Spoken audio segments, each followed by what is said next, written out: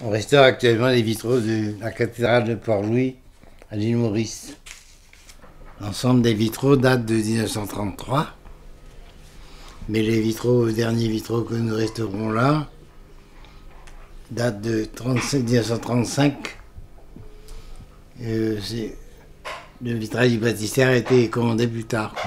On restaure les vitraux grosso modo tous les 80 à 100 ans.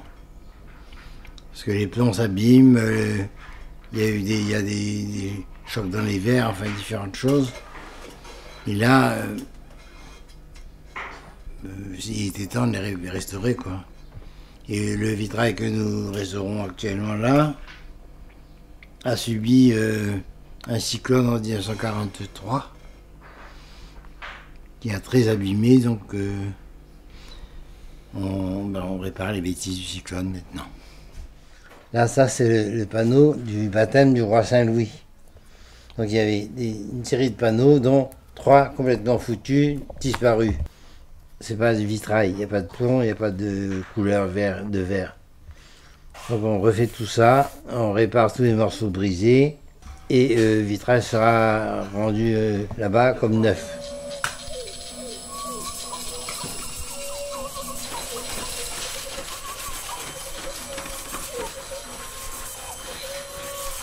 On a coupé les verres et après on les a grisaillés pour arriver à obtenir ce genre de travail. Voilà, par exemple une main, la main, c'est Saint-Louis au baptême.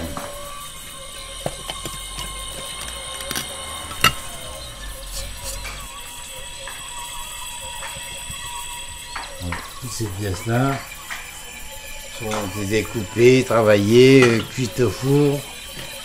Et maintenant, on va procéder au remontage de tout ça. Alors, des fois, évidemment, on est obligé de faire des trucs assez bizarroïdes, comme ça. On a remonté tous les vitraux qui étaient, dont les plombs étaient abîmés, mais les verres en bon état. On a refait tous les verres qui étaient à remplacer. Ça, tout le panneau avait disparu. La photo est vide. J'invente. Voilà, c'est comme ça. Alors donc il a fallu redessiner, retrouver des formes qui conviennent à l'ensemble. Voilà. Sinon, il y a des éléments qui ont disparu, par exemple la pointe du drapeau, il a fallu refaire la pointe de son drapeau. On me demande ce que doit faire un restaurateur, c'est-à-dire rendre le travail à l'identique d'avant, autant que possible. Donc on fait au mieux pour que les choses paraissent comme si ça n'avait jamais changé, quoi. Ça n'avait jamais bougé. C'est là le travail du restaurateur doit être très modeste, on doit travailler en dessous du créateur du vitrail. Il faut refaire au mieux ce qu'il a fait.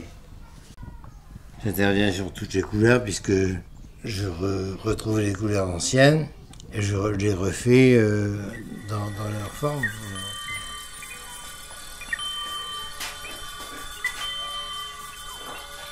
La cotte de maille du chevalier.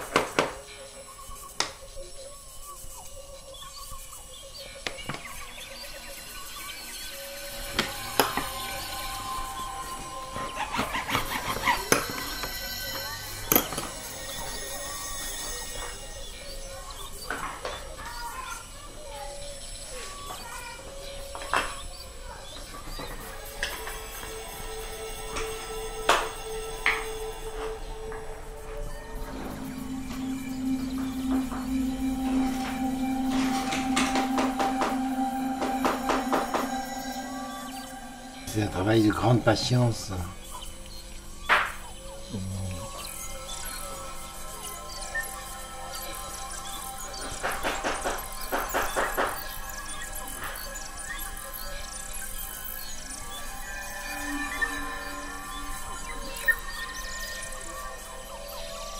Pour faire ces couleurs-là, on utilise un produit qu'on appelle le Jean Cousin, qui vaut le prix de l'or.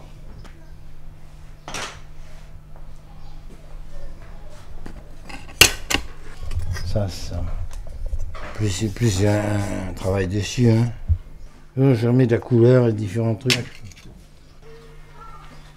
Donc ça sera décoré comme il faut pour retrouver l'aspect de ça. Quoi.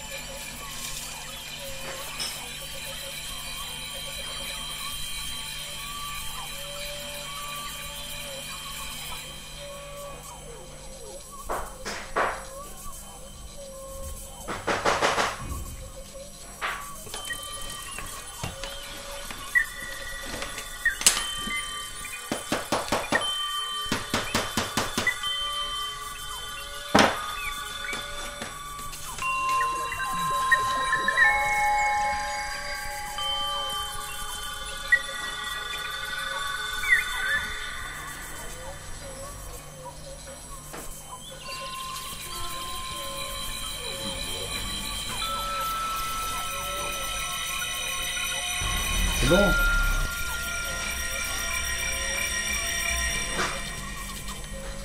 C'est pour donner un effet de brillant. Le côté de maille bien propre.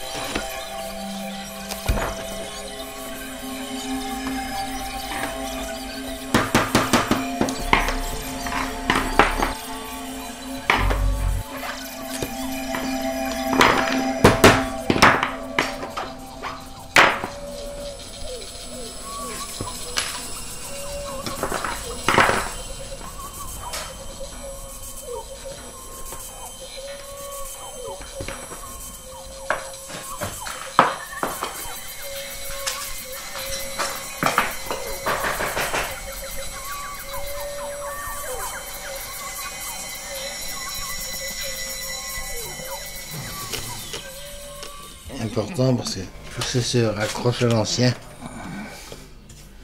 Voilà, la cotte de maille. C'est vraiment un travail pénible. Enfin, je suppose que les dames qui tricotaient les cottes de maille à l'époque, ça devait être pénible aussi.